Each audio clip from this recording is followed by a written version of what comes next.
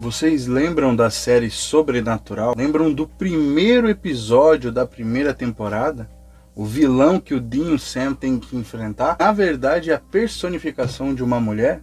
É La Llorona, a mulher que chora, ou a mulher de branco. É claro que ela foi ganhando vários nomes ao longo das décadas e dos locais onde essa história era contada. Mas hoje a gente vai destrinchar esta adaptação que foi feita para a série Sobrenatural e como começou esse mito, essa história da mulher que chora. Bom, para começo, para começar a introduzir vocês em quem é a La Llorona, quem é a mulher de branco, eu também, enquanto eu pesquisava para fazer este vídeo, eu também achava que ela só tinha sido citada na série Sobrenatural. Na verdade, não é bem assim.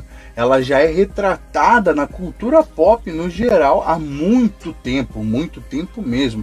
Como, por exemplo, ela já está na cultura pop, pelo menos nos filmes, desde 1933, quando o primeiro filme chamado La Llorona foi produzido no México, retratando a história da mulher que chora. Desde então, em 1960, ela ganhou outro filme de mesmo nome, dirigido por René Cardona, e mais à frente, em 63, ela ganhou mais um filme chamado A Maldição da Mulher que Chora, por Rafael Baledon. E após algumas décadas ela retornou a ser retratada numa franquia, uma série de filmes de baixo orçamento, que são O Rio, a Lenda de La Llorona, A Vingança de La Llorona, O Lamento La Llorona e A Maldição de La Llorona. Em 2007 ela também inspirou o filme Jock El, La Llorona. Em 2008 ela também foi representada no filme Quilômetro 31.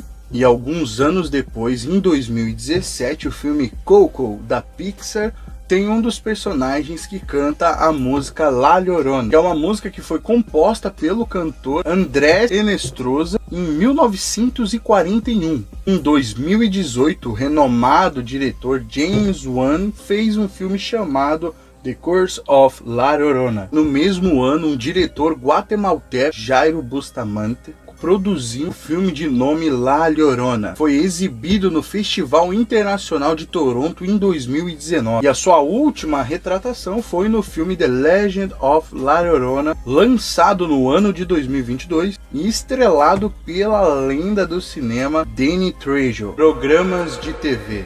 Como eu havia dito no começo do vídeo, a sua primeira retratação nos programas de TV, ou para nós brasileiros, nas séries, foi na série Supernatural, lançada em 2007, no seu primeiro episódio da primeira temporada. Foi mostrada também em 2012 na segunda temporada de Grimm e foi retratada também nas animações The Craig of the Creek e Victor e Valentino. Músicas.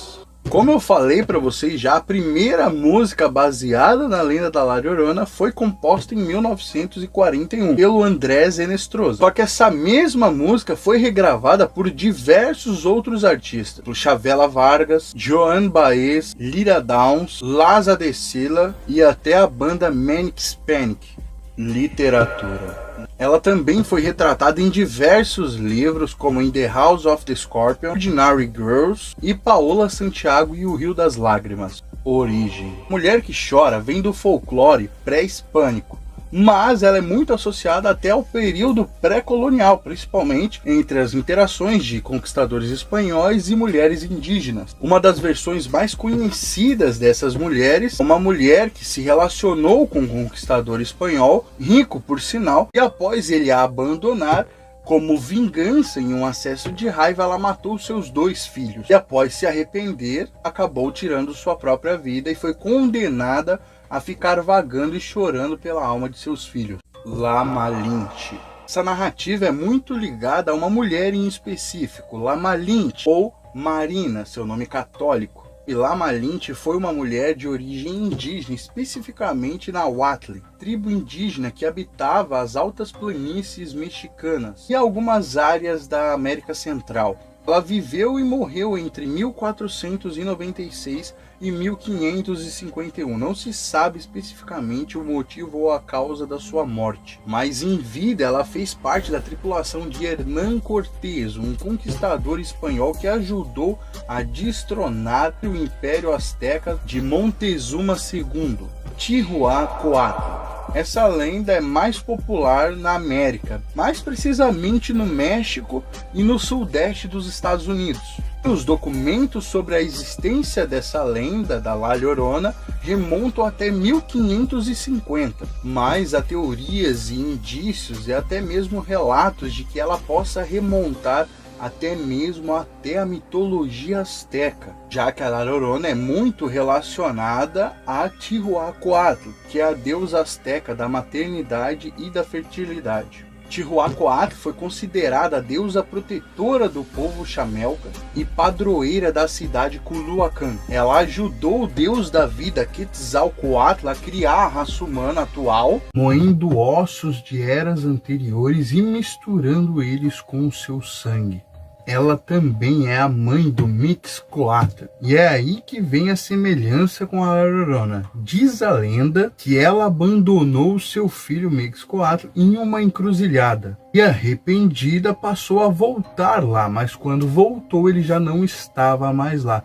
Então ela passa diversas noites voltando àquele mesmo lugar para achar seu filho que nunca encontra. Semelhanças. Deu para ver que a história dela quase se repete ao longo das eras de formas diferentes, com personagens diferentes, mas ela também tem muitas semelhanças com outras personagens da história, como por exemplo a mãe dos deuses Coatlicue, sem contar a deusa do sustento Tonantzin, e também uma semelhança muito forte com um conto alemão chamado Die Weise Frau, o que é bem estranho, já que se passa antes do início da própria lenda, o que transformaria esse conto na versão original desta lenda. Mas há também uma semelhança com o conto grego, que é o conto da semideusa Lâmia, qual a Hera, esposa de Zeus, soube do caso da Lâmia com os Zeus e decidiu, por vingança,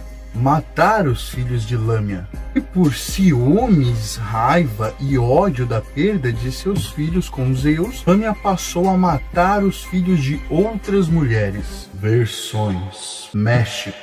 No México, essa história é contada principalmente para assustar as crianças e impedir que elas fiquem perto dos lagos e dos rios. Guatemala. Na cidade da Guatemala, eles dizem que vivia uma mulher que era casada e teve um caso com um amante. Engravidou desse amante. A criança que nasceu se chamou Juan de la Cruz. Ela afogou para que ninguém soubesse desse caso dela. No final das contas, a mulher foi condenada na vida após a morte a vagar procurando por seu filho assassinado.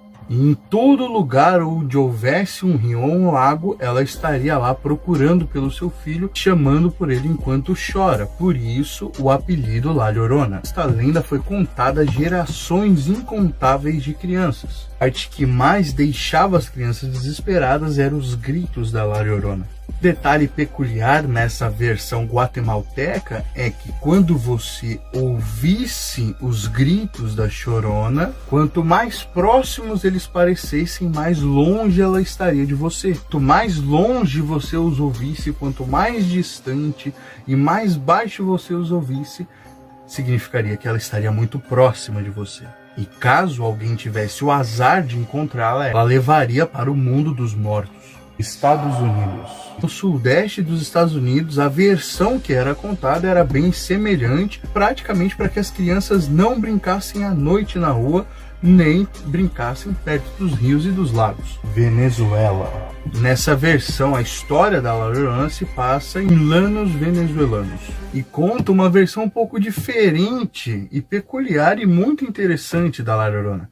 Conta a história de uma mulher na época colonial que morreu de tristeza após seus filhos serem mortos por, em algumas versões, a sua família e por outras versões por ela mesma. Tradicionalmente, as famílias, depois de ouvirem e saberem dessa história e dessa lenda, colocam cruzes à frente de suas portas para impedir que esses espíritos se aproximem de suas casas. Você esperava tanta informação assim sobre La Llorona? Eu confesso que enquanto eu pesquisava, lia sobre ela, eu ficava realmente cada vez mais impressionado, porque eu não imaginava que era uma história tão grande, tão longa, com tantas vertentes. Vamos imaginar, vamos supor que La Llorona exista, né? Esta lenda seja uma verdade. Não é estranho os últimos documentos que datam os relatos sobre ela serem de 1550, enquanto em 1400 já havia um poema alemão, que até então não sabemos a data, quando começou esse poema, que retratava a mesma mulher, só que na Alemanha, praticamente em outro continente. E ainda mais, há muitas mitologias e outras religiões que relatam histórias semelhantes, que datam mais antigas do que a própria lenda da La Llorona. Agora, será que a La Llorona é realmente uma mulher que vem e leva a vida de outros que estão perto dos lagos enquanto chama por seus filhos? Será que La Llorona é uma mulher que foi amaldiçoada? Ou será que todas as mulheres que cometem infanticídio em relação às suas crianças, quando elas nascem de uma forma indesejada, ou a gravidez é em si indesejada, seja por uma violência sexual ou um caso romântico fora do casamento, será que alguma deusa, alguma entidade, alguma divindade amaldiçoa essas mulheres a vagarem no pós-morte? Ou será que não são mulheres? Será que são, sei lá, alguma criatura? Até porque algumas versões fazem uma grande referência e uma semelhança da La Llorona, por assim dizer, com El Cucuy. Então, será que são mulheres, espíritos de mulheres fazendo isso? Ou alguma coisa está fazendo isso tomando a forma de mulheres? Mas a propósito, comenta aí o que você achou desse vídeo.